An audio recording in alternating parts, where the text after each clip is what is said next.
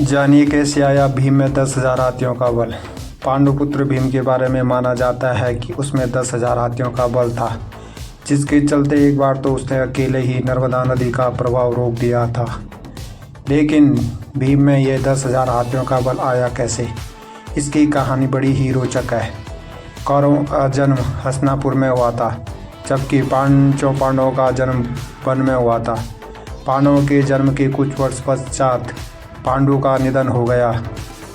पांडु की मृत्यु के बाद वन में रहने वाले साधुओं ने विचार किया कि पांडु के पुत्रों, उनकी अस्थि तथा पत्नी को हस्तिनापुर भेज देना ही उचित है।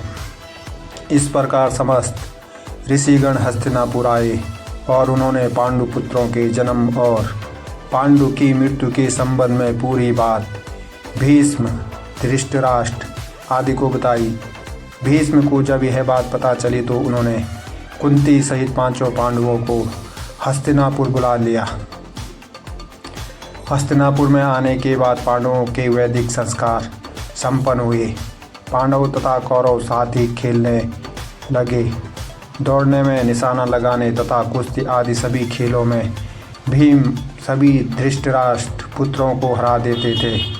भीमसेन कौरवों से होड़ के कारण ऐसा ही करते थे, लेकिन उनके मन में कोई वैर भाव नहीं था।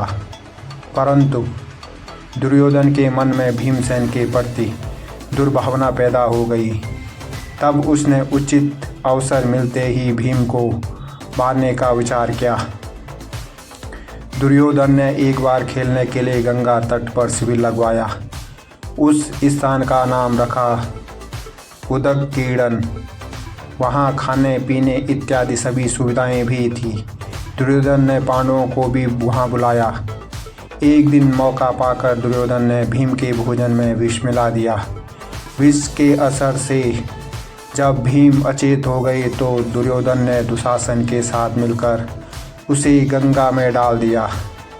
भीम इसी अवस्था में नागलोक पहुँच गए। वहाँ सांपों ने भीम को खूब नसा, जिसके प्रभाव से विष का असर कम हो गया। जब भीम को होश आया तो वे सर्पों को मारने लगी। सभी सर्प डरकर नागराज वासुकी के पास गए और पूरी बात बताई। तब वासुकी स्वयं भीमसेन के पास गए। उनके साथ आर्यकनाग ने भीम को पहचान लिया। आर्यकनाग भीम के नाना का नाना था। वह भीम से बड़े प्रेम से मिले। तब आर्यक ने वासुकी से कहा कि भीम को उन कुंडों का रस पीने की आज्ञा दी जाए जिनमें हजारों हाथियों का बल है।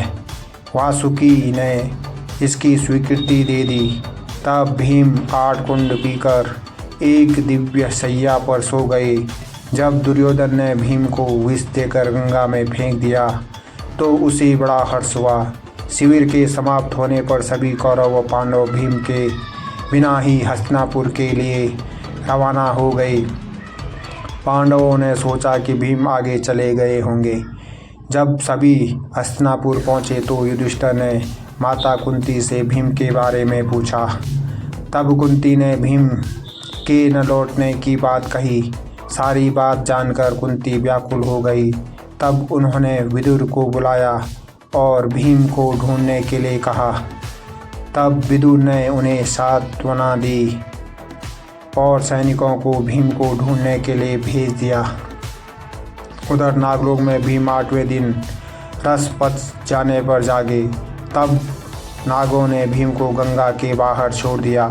जब भीम सही सलामत हस्तिनापुर पहुँचे तो सभी को बड़ा संतोष हुआ। तब भीम ने माता कुंती व अपने भाइयों के सामने दुर्योधन द्वारा विष देकर गंगा में फेंकने तथा नागलोक में क्या क्या हुआ यह सब बताया। युधिष्ठिर ने भीम से यह बात किसी और को न बताने के लिए कहा। कहानी आप लोगों को अगर अच्छी लगी तो चैनल को लाइक शेयर करें और चैनल का सदस्य ज़रूर बने। धन्यवाद।